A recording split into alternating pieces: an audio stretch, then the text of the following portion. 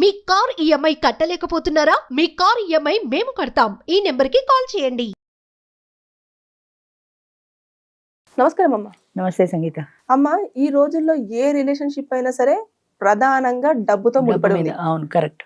అంటే నిజమైన ఎమోషన్స్ ఎక్కడ కనిపించట్లేదు. డబ్బు ఉందా, ఓకే ఫైన్, నాకు ఆ పర్సన్ కావాలి. డబ్బు లేదా, నాకు ఆ పర్సన్ తో పని లేదు అని అంటున్నారు. అసలు దీన్ని మనం ఏ విధంగా చూసుకోవచ్చు అంటారు? నాకు మొన్న ఒక అబ్బాయి దగ్గర నుంచి ఫోన్ వచ్చింది తోడు నీడ గురించి. ఆ అబ్బాయి చేసే పని ఏంటంటే, వాడు ఉద్యోగం, నీ ఆదాయం ఏముంది అంటే నెలకి 5,000 వస్తుంది అన్నాడు. 5,000లో నీకే సరిపోదు, నీ భార్యకి ఏం పెడతావా అంటే మాక్సిమం 10,000 వేసుకోండి అన్నాడు. ఏం పని చేస్తావన్నా, ప్లాస్టిక్ సామాన్ల బండి నడుపుతాడు వాడు. వాడికి కూడా తోడు కావాలి, నిజమే, కాదని అనలేము. కానీ వాడిని ఎవరైనా పెళ్లి చేసుకుంటారా? ఎవరు చేసుకోరని నా మనసు నాకు చెప్తోంది. 30,000 అంటే ముఖం చూడాలి. ఆటో వాడు సంపాదిస్తున్నాడు ఈ రోజుల్లో 30,000 ఒక సంపాదన అంటుంటే, 5,000 సంపాదించే వాడిని ఎవరు చేసుకుంటారు? వాళ్ళలాంటి లేబర్ ఎవరైనా గోచి బస్సు నీ వెనకాల బండి దోసుకుంటే, అది కూడా ప్లాస్టిక్ సామాన్లు అమ్మేది లాంటిది కావాలి. కానీ ఎవరు రావట్లేదు ఈ రోజుల్లో. అందరూ అంతో ఇంతో చదువుకున్న వాళ్ళే వస్తున్నారు. ఒకప్పుడు తోడు నీడకి పేదవాళ్ళు కూడా వచ్చేవారు, లేబర్ వచ్చేవారు, పని మనుషులు లాంటి వాళ్ళు కూడా వచ్చేవారు. వాళ్ళకి ఫ్రీ ఉండేది, వాళ్ళ దగ్గర డబ్బులు తీసుకునే వాళ్ళం కాదు, ఫ్రీ భోజనం ఉండేది. వాళ్ళకి ఛాన్స్ అదే 500 కట్టక్కర్ల. వాళ్ళు కూడా 2-3 సార్లు వచ్చి రావడం మానేశారు. ఎందుకంటే వాళ్ళు ఈ గిన్నెలు తోముతూనే బతకాలనుకోవట్లే. ఇప్పుడు ఈ వీడు బండివాడు ఉన్నాడు, వీడిని చేసుకోవచ్చు, వీడిని చేసుకోదు. అది దానికి కూడా ఊహల్లో ఎక్కడో ఉంటుంది. నన్ను కూడా కార్లలో తిప్పేవాడు కావాలని. కానీ కార్లలో తిప్పేవాడు అంటే వాడికి కొన్ని క్వాలిటీస్ ఉండాలి. ఈ అమ్మాయికి నువ్వు చదువుకొని ఉండాలి, నువ్వు మోడర్న్గా ఉండాలి, నువ్వు ఏమీ లేవు కదా, నేను ఎలా చేసుకుంటాడు వాడు అన్న ఆ భావం లేదు. నాకు డబ్బున్నవాడు కావాలంతే. నేను ఇంకా ఇప్పుడు 50 ఏళ్ళు వచ్చి ఇప్పుడు కూడా ఇంకా గిన్నెలు తోముకుంటే ఎట్లా బతుకుతాను?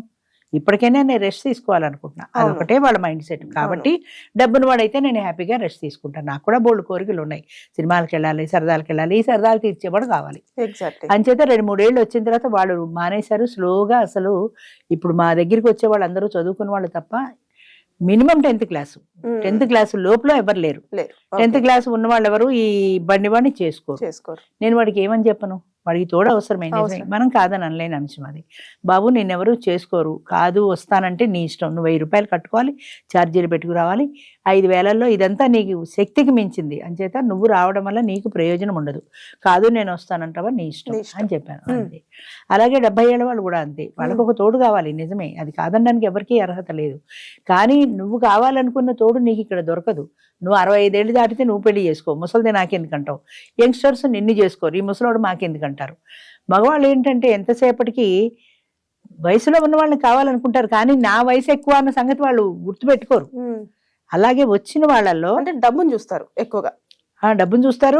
ఆడది దానంతటా అది బతకగలిగితే మరీ మంచిది అనుకుంటారు. కానీ నీ వయసు 70, 50 ఏళ్ళది, 20 ఏళ్ల గ్యాప్లో నిన్ను పెళ్లి చేసుకోవడానికి ఇష్టపడదు అన్న సంగతి వాళ్ళకి గుర్తుండదో, గుర్తున్నా అలా వస్తారో తెలియదు. 2-3 సంవత్సరాల కంటే గ్యాప్ వద్దన్న వాళ్ళ దగ్గరికి 60 దాటితేనే ఒప్పుకోరు, 70 వాడిని ఎక్కడ ఒప్పుకుంటారు?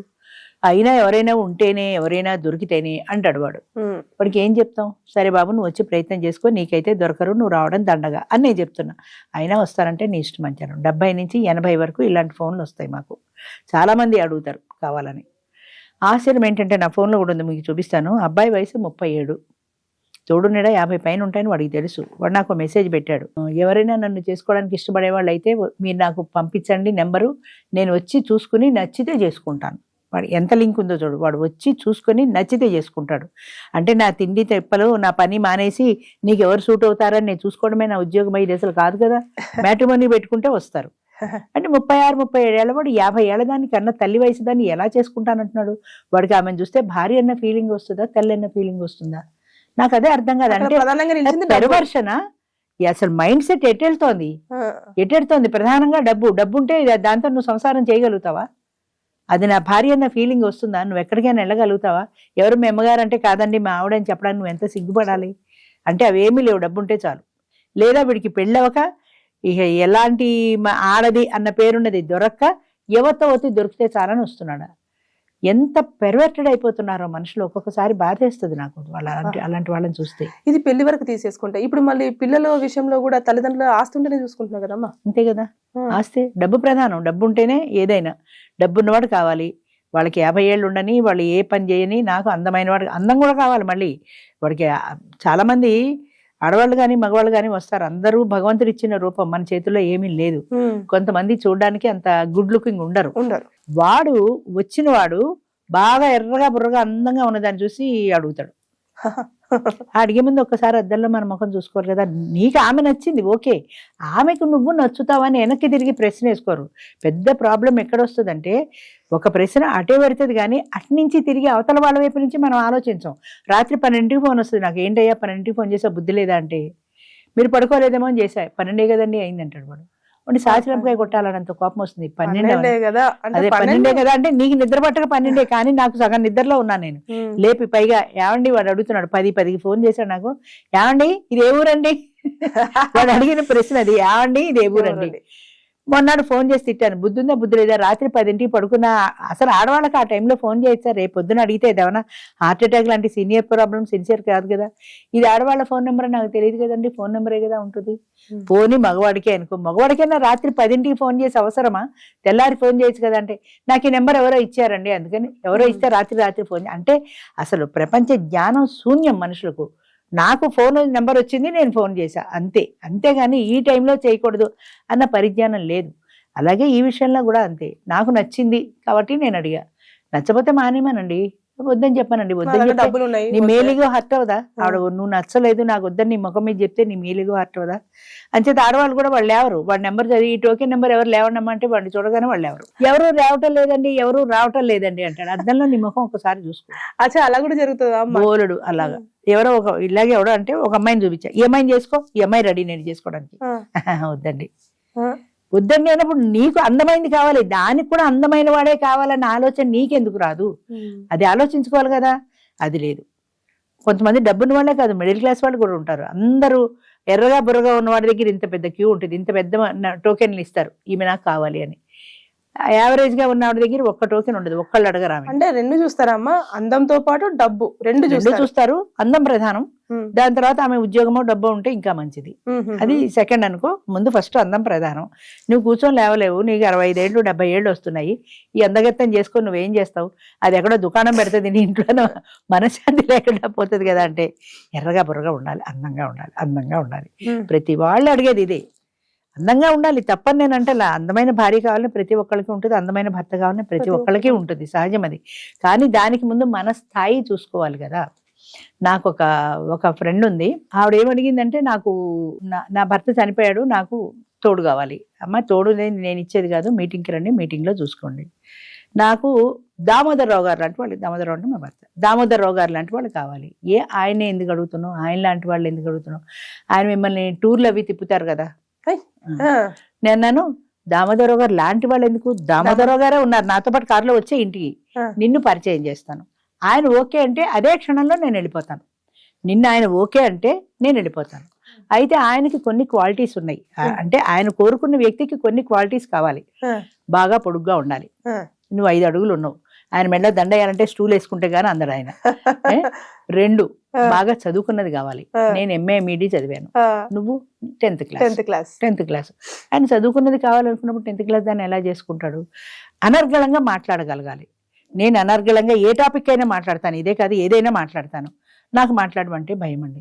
నాకు 70 ఏళ్ళు పైన ఉన్నాయి, నేను ఇప్పటికీ ఫంక్షన్స్లో డ్యాన్సులు చేస్తాను, అందరం కలిసి డ్యాన్స్ చేస్తాం, నేను చేయగలను. నాకు డ్యాన్సులు రావండి, నేను స్టేజ్ ఎక్కనండి, మైక్ పట్టుకు మాట్లాడమంటే నాకు భయం. మరి ఏ క్వాలిటీ చూసి పెళ్లి చేసుకుంటాను నేను, అది తెలియలేదా. నీకు ఆయన కావాలి కానీ ఆయనకు నువ్వు నచ్చుతావా లేదా అన్న క్వశ్చన్ లేదు, నాకు ఆయన కావాలి అంతే. ఏమవుతుంది, అర్థమైపోయింది రాలేదనుకో, అసలు వస్తే ఆయన ఒప్పుకుంటాడా అంటే ఆయనకి నచ్చిన క్వాలిటీస్ నాలో ఏమున్నాయి అని ఒక్కసారి వెనక్కి తిరిగి ప్రశ్న వేసుకోవాలి కదా. అది ఉండదు, నాకు ఆయన నచ్చాడు బస్ అంతే. అంటే అవతల వ్యక్తి గురించి ఆలోచించే ఒక సంస్కారం లేదు మనుషుల్లో.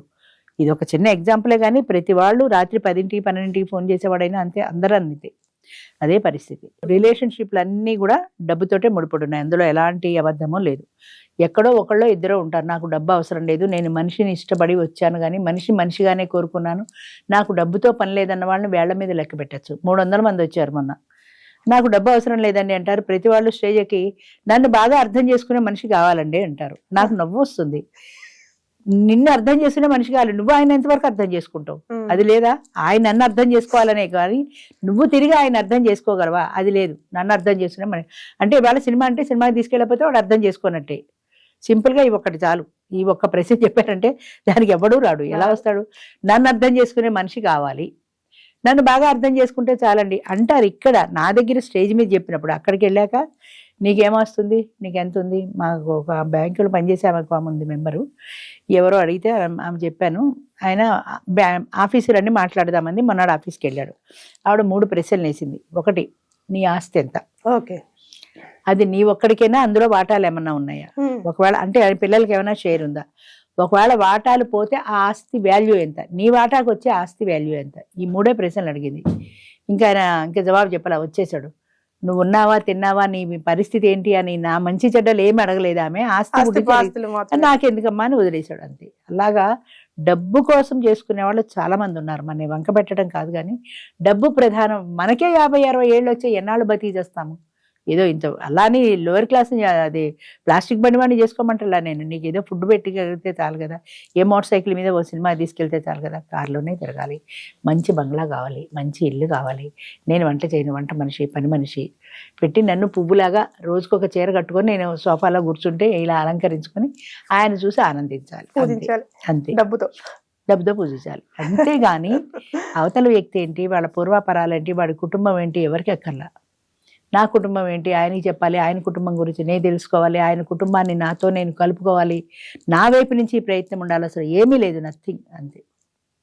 అందుకనే అలా మిగిలిపోతారు. ఏమవుతుందంటే ఆశ కూడా ఒక అంత ఉండాలి కదా, అది లేని వాళ్ళు అలాగే మిగిలిపోతారు. మొత్తానికి బంధాలన్నీ కూడా అందంతో, బంధాలు ఈ రోజుల్లో డబ్బుతోటి అందంతో ముడిపడి ఉన్నాయి. ఆడైనా అంతే, మగైనా అంతే, ఎవరైనా అంతే. చెప్తే కష్టంగా ఉంటుంది వినడానికి, కానీ but it is a fact, నిజం ఇది. కఠోరంగానే ఉంటాయి కదా, అది అర్థం చేసుకోగలిగి ఎప్పుడు ప్రతి మీటింగ్ లో నేను చెప్తాను, మనసుకు ప్రధానం ఇవ్వండి. అది మనకు అందం కనపడదు, అదే మనసు ఎలా ఉందో మనకు కనపడదు. కొద్ది రోజులు మాట్లాడుకోండి, అందులో మీకు మనస్తత్వం నచ్చితే దిగండి. పెళ్లి అనేది చాలా క్లిష్టమైందమ్మా. మీరు పెళ్లి చేసుకోవాలి అని అనుకున్నప్పుడు, మీరు బయట కూర్చొని మాట్లాడుకున్నప్పుడు ఎంతైనా 3 సంవత్సరాలు మాట్లాడుకుంటారు, బాగానే ఉంటుంది. ఎందుకని స్వీట్ థింగ్సే ఉంటాయి. ఏ హోటల్లోనో, ఏ సినిమాలోనో, ఏ లంచ్లోనో కలుస్తారు. అప్పుడేమీ సమస్యల గురించి మాట్లాడుకోరు కదా, అన్నీ స్వీట్గా ఉంటాయి, అన్నీ బాగుంటాయి. కానీ పెళ్లి చేసుకుని ఒక చోట నివసించడం మొదలుపెట్టిన తర్వాత కష్టాలు, కన్నీళ్లు, బాధలు అన్నీ షేర్ చేసుకుంటారు. అబ్బా నాకు బాధలు వద్దు బాబు అంటే తప్పదు కదా, భరించాలి కదా. అబ్బా నేను అందుకోసం పెళ్లి చేసుకోలేదంటే కుదరదు. ఒకసారి యాక్సెప్ట్ చేసిన తర్వాత మైనస్ ప్లస్ 2 ఉంటాయి. అనుకోని దిగితే నువ్వు దాన్ని యాక్సెప్ట్ చేయగలుగుతావు. నాకు అన్ని ప్లస్లే అంటే నువ్వు యాక్సెప్ట్ చేయలేవు, అది ఉండదు. అన్ని ప్లస్లే అన్న ఉద్దేశంతో దిగుతారు. నువ్వు దిగేటప్పుడే ప్లస్లే కాదు మైనస్లు, సినిమాలలాగా ఎత్తుకుని తిప్పుతాడు అని అనుకోకూడదు. కొన్ని రియాలిటీ కూడా ఉంటాయి అని, మైనస్లు కూడా ఉంటాయి. ఆ మైనస్ని ఫేస్ చేయగలిగిన ధైర్యం నీకు ఉండాలి, ఓర్పు ఉండాలి, సహనం ఉండాలి. అది ఉండదు. ప్రధానమైన కారణం ఏంటంటే అది ఉండదు. అది ఉన్నవాళ్ళు హ్యాపీగా పెళ్ళిళ్ళు చేసుకుంటున్నారు. ఇప్పటికీ మా దాంట్లో కూడా హ్యాపీగా ఉన్నారు. బంధం, అనుబంధం అనేది మనసుకు సంబంధించింది, డబ్బుకు సంబంధించింది కాదు. అది మర్చిపోకూడదు. థ్యాంక్ యూ అమ్మా.